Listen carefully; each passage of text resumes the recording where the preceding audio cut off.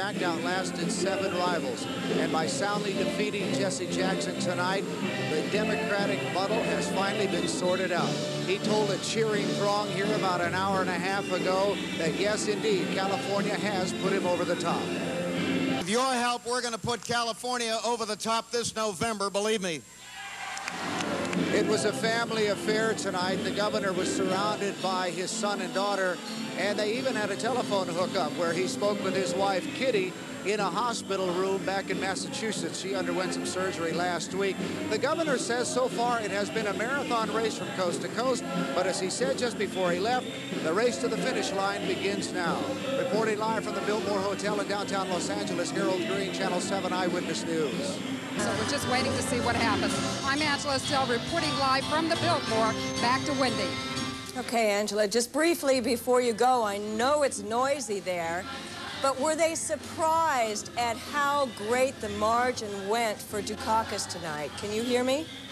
Wendy, I can see that you're asking me a question, but it's virtually impossible to hear you here tonight. As I said, Captain Cardiac and the Coronaries are just absolutely bringing the roof down. I'm sorry. Okay, thank you, Angela. Feeling pretty good and thinks it's done a good job. And as you heard Bill Campbell say a moment ago, it's still up for grabs here in the state of California. With me now and still feeling very good about California's effort is California State Controller Gray Davis. And it looks like California does have something to be proud of. Well, I think there is some good news in California because I think by investing in people, rather than just giving every dime to Madison Avenue, you can make a difference. And I think the results are showing Dukakis may win this state, and he hasn't won another major industrial state. So I think that's the good news out of the California experience. Do you think, therefore, that there was mistaken strategy on the part of the campaign around the rest of the country? Should they have done more of what California did? I hope so, because I think you can't just let Madison Avenue run this campaign. You've got to touch people. They have to hear someone on the phone, hear someone knocking on their door.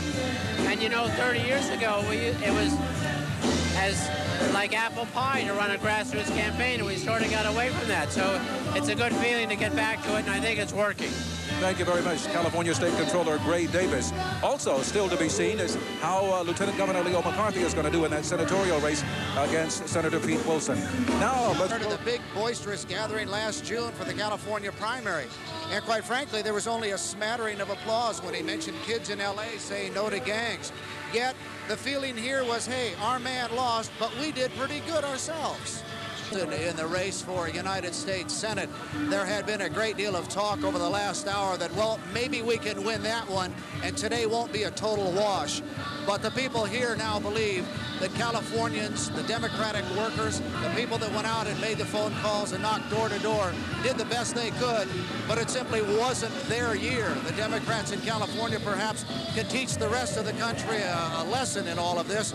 We have heard a new term in politics from the Democrats here at the Biltmore Hotel, and that term is we shoulda, or he shoulda.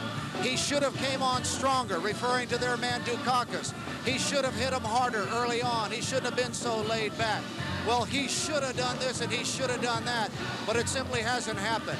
Now with a bar open and a band playing, things are starting to pick up around here. But the harsh reality is the Democrats, particularly Michael Dukakis, and the other candidates are having a tough time really getting any kind of sincere enthusiasm going. Reporting live from the Krista Room at the Biltmore Hotel, I'm Harold Green, Channel 7. And according to NBC, we've won it. Terrific victory. The early returns show Pete Wilson leading Leo McCarthy. How do you think that race may eventually come out? According, again, to the exit polls and the networks, it got to be a much closer race than people ever figured. And I'm going to hold off before I make my projection on that race. But I think Leo's race turned out stronger than anyone expected to. Thank you very much, California Attorney General John Vandekamp. It's noisy here. There really isn't very much of a feeling of remorse or sadness because of the presidential loss, and there's a feeling that the party will go on. 40% of the precincts reporting statewide. McCarthy 40%, Wilson 60%. Joined right now by Jerry Schrago with the McCarthy for U.S. Senator campaign. Thank you for joining us. You were hoping for a victory tonight. So far with early returns, it's not looking as good as you had hoped. What are your predictions at this point? Well, we're going to wait for a while and see what the numbers turn up as the returns begin to come in larger numbers. We obviously hope to win. And it's going to be a long night, I think, and we'll wait to see what happens. Our own pollster, Steve Teichner, is calling Pete Wilson the winner. Well, I respect Steve a great deal, but we've worked real hard for a year and a half. I think we can wait it out a little bit and see if that's accurate. Have you spoken to the Lieutenant Governor in the last few minutes? What are his feelings at this point? What is his mood like? Well, the Lieutenant Governor is very, very happy. I mean, this is a very close race. We were outspent about 2-1 by Pete Wilson. This was a race where Leo McCarthy was clearly the underdog all along, and we're very excited to be this close. One of the key complaints in the campaign has been that you haven't been able to talk about the issues, that there hasn't been interest, that both of the two candidates are bland. Do you see that as one of the major problems? Oh, I think this was a very tough campaign for a lot of reasons, including I guess, the mood that was set by the presidential campaign. But we're very pleased with what happened. It's tough when you're running 30-second spots to talk about the issues, but we tried very hard. Our ads were always very factual. And I think maybe the system can be improved, but we have to win under the present system. How soon can we expect the Lieutenant Governor to come down here, and what do you expect him to say? Well, he may come down and thank everybody in the near future, but in terms of the outcome, we're just going to have to wait for a while and see what the numbers show. Not any kind of a concession speech then? Not until we're sure that we don't have a chance of winning. Thank you very much, Mr. Schrago. Thank you for joining us.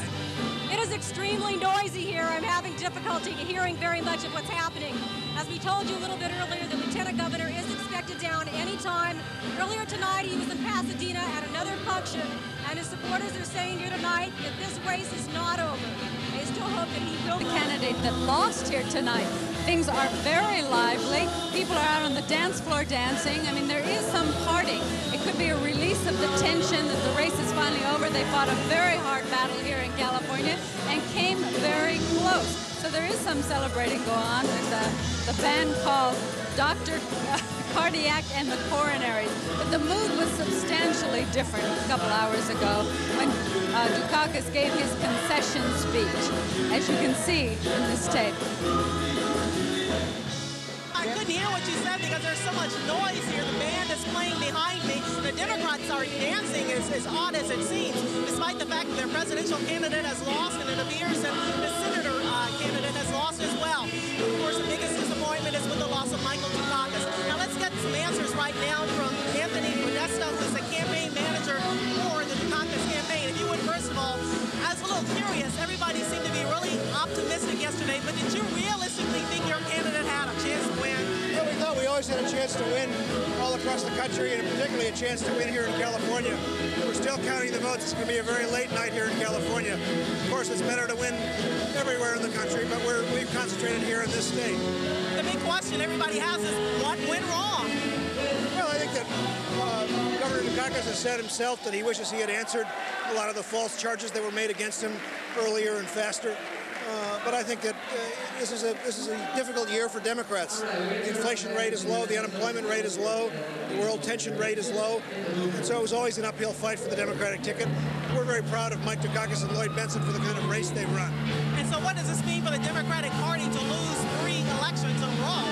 Well, we did better this time than we did the last time, and California's going to start a trend, and we're going to be moving back east. The Democratic Party is resurgent in America. Thank you so much, Tony Podesta, for joining us. We will be back, of course, later to bring you more information. We're still waiting for Leo McCarthy to come down with a concession speech, and as soon as we have national victory, and it does appear as though it'll be at least 4 more before they do that. As Senator Alan Cranston told me earlier this evening, we have just not learned how to elect a Democratic president. So reporting live here from Democratic headquarters as we continue to wait for Leo McCarthy, this is Chris Canangla. Back to the studio. All right. Thank you for that.